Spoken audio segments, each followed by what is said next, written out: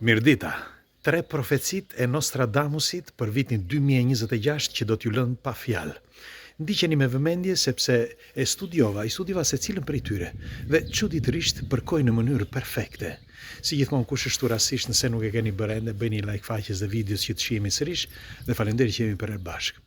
Nostradamus ishte një parashikues, si mund të themi, sepse përveç se ishte një studiues, por atë që flasin shumë pak, pra që shumë pak njerëz e thonë, Nostradamus ishte ebre. Dhe parashikimet që ai ka bërë nuk kuptohet se si, por përkojnë në mënyrë perfekte gjatë kohës ata që interpretojnë. Dhe duket sikur dikush i ka programuar, sepse janë kaq të parafërta, sa që duket të programuara. Disa thonë që pikërisht pra sepse duke patur nën kontroll një lob që mendohet që janë i atyre zonave, pra i atij populli, atëherë mendohet që ky lob është i ka shkruar dhe i ka projektuar ato para pak kohësh për t'i vendosur sot. Dhe dëgjojeni sepse ka disa gjëra që përputhen, vërtet. Tani janë tre pika, si ju thash, thelbësore. Pika 1, që thot Nostradamus, në vitin 2026 thot, do të ketë thot, një përshkallëzim thot, të politikës, një problem politik, thot, geopolitik. Pra, në sintez, këtë thot, që do të ketë probleme, thot, dhe do të përplasen shtetet mes njëri tjetrit. Nuk po flet për një luftë botërore, apo për një luftë të madhe. Jo, në fakt, ç'është e vërteta, tani me ngushticën e Hormuzit duke sikur gjërat janë stabilizuar. Por është e çuditshme se si ishin intensifikuar në fillim të këtij viti të gjitha problemet në disa vende të botës. Pra në vend që të paksoheshin, ato u shtuan. Dhe pyetja është, si e kishte parashikuar, si mund ta kishte parashikuar Nostradamus? Mos ishte projektuar kjo gjë, pra ky projekt mos ishte projektuar më përpara dhe tani u hapën këto frontet e luftrave që ndodhen muajt deri tani? Dhe çfarë do të ndodh në mënyrë geopolitike, po flas, në mbar botën? Thuhet që disa nga këto probleme janë intensifikuar dhe pa e kuptuar disa lidera politik. Për shembull, në këtë rast, sikur të flasim për shembull për Libin apo për Irakun. Pra janë duket sikur i ngacmojnë nga dikush ose nga diçka. Pika 2, që është dhe kjo është e rëndësishme, gjithë forca ekonomike dhe e interaksionit që në të vërtet po e them që të kuptohet, në kuartinat flitet pak ndryshe, nuk është kështu, sepse nuk njihej atëra inteligjencë artificiale, por duket sikur inteligjenca artificiale do të marrë vrull në vendet aziatike. Pra vrulli i popullit do të jetë drejt Azis, pra aziatikët do marrin vrull. Ç'do të thotë kjo? Dhe pastaj tjetra, gjithmonë tek aziatikët flitet, që aziatikët do përballen me përbindëshin. Kush? Për kë e kanë fjalën?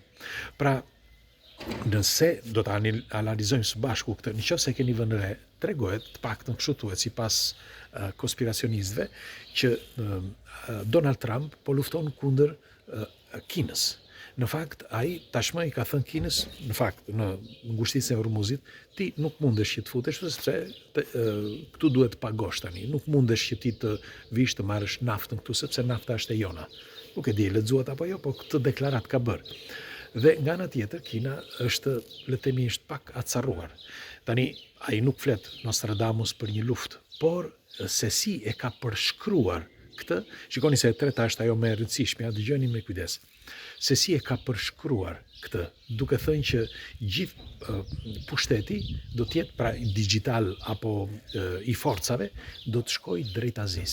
Tani, ç'është e vërteta, Kina ka marrë përpjesime të forta. Kjo është bërë një nga potencat, nuk më mos thuhet më ajo më e madhja. Më thoni nëse unë kam gabim ose jo. Por prisni, sepse ai edhe pse e ka shkruar këtë 400 vjet më para, po më shumë, po ta shikoni, edhe Korea, qoftë Korea e Veriut, por edhe Korea e Jugut, kanë bërë një zhvillim madhështor, jo vetëm të infrastrukturave, por edhe ushtarake, edhe të arsenaleve. Njëkohësisht, ajo që flitet shumë pak është teknologjia që varet direkt nga Korea e Jugut dhe nga Tajwani. Pra, e mbar botës po flas, sepse mikroprocesorët bëhen andej, pra bëhen në Azi. Po sikur të hidhen, e dini se çfarë ndodh në qoftë se në Azi, qoftë se aziatikët tonë kështu do bëhemi të gjithë bashkë. E dini se çfarë ndodh apo jo?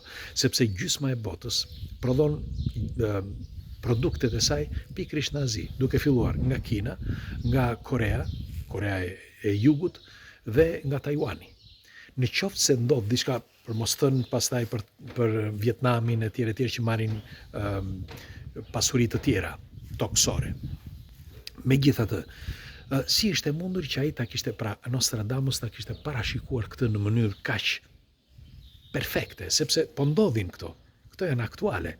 Pra si ishte mundur që ai para 500 viteve mund të thoshte, kjo më bën të dyshoj që mund të ishte e programuar. Dhe ky duket qartë si një parashikim i perfekt.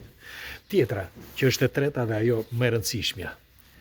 Nostradamus flet për paran, pra për lekët, që paraja do të kthehet në pluhur dhe hi.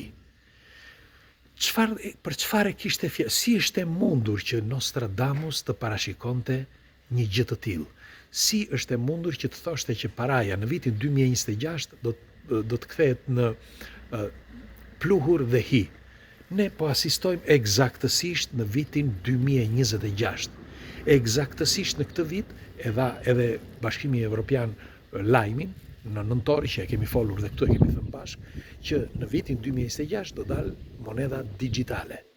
Pra, moneda digjitale është ajo që do shkri paran cash.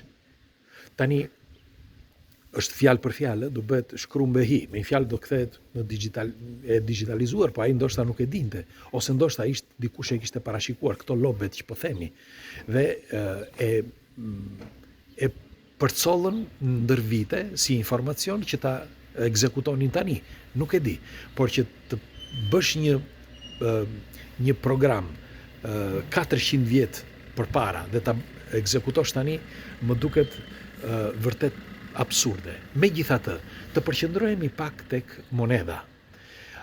Sipas jush, kam një pyetje për ju, dëgjojeni me vëmendje, në qoftë se moneda bëhet digjitale, për popullin është më mirë apo është më keq? Dhe tjetra, ata apo ai, apo në qoftë se është një grup apo një njeri që kërkon të bëj monedën digjitale, është më mirë për ata apo më keq? Ju si thoni?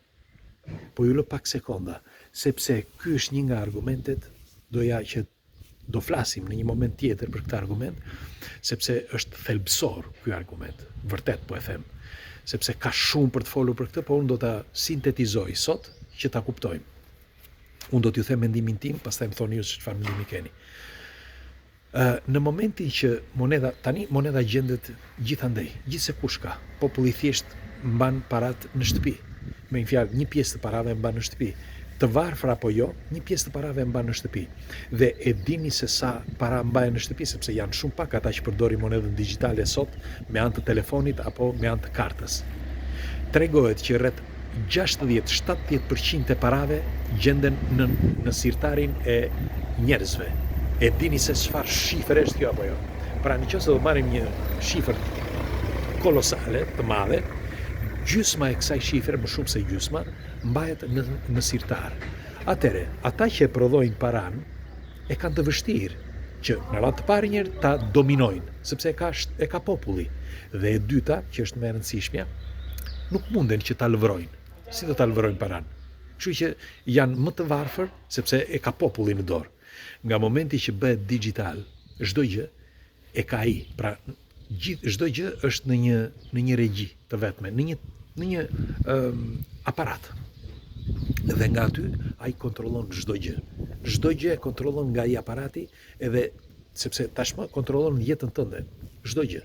Pra, pasaportën, dokumentat, emrin tënd, numrin tënd, shifrën e të ardhurave financiare, çdo gjë e bën nëpërmjet, me fjalë, kontrollon nëpërmjet digitalizimit. Pra, në fundit, nëse e kuptuat, është ai apo ajo, kushdo qoftë një grup, janë ata që do të jenë pushteti i vërtet, sepse do të kontrollojnë në minimum, jo vetëm paratë, por edhe ty personalisht, edhe ADN-n tënde nëpërmjet kodeve, nëpërmjet analizave, nëpërmjet gjakut. Dhe nëse nesër ti do të jesh shkundër atij, ai mjafton një klik i vetëm, sepse kemi arritur në këtë teknologji dhe mund të heqë qafe që andaj ku gjendet. Tani më thoni se çfarë mendimi keni për këtë përmbledhje që bëm për sa i përket kuartinave të Nostradamus, ose më mirë profecive të Nostradamusit për vitin 2026. Sipas jush, mundet që të jenë të programuara këto evenimente që po ndodhin sot, apo është thjesht një rastësi? Pres komentet tuaja, sepse ky është një nga argumentet më të rëndësishme që mua më intereson shumë. Dhe do dëshiroja një koment. Okej? Hajde, ditë të mbarë ju përqafoj.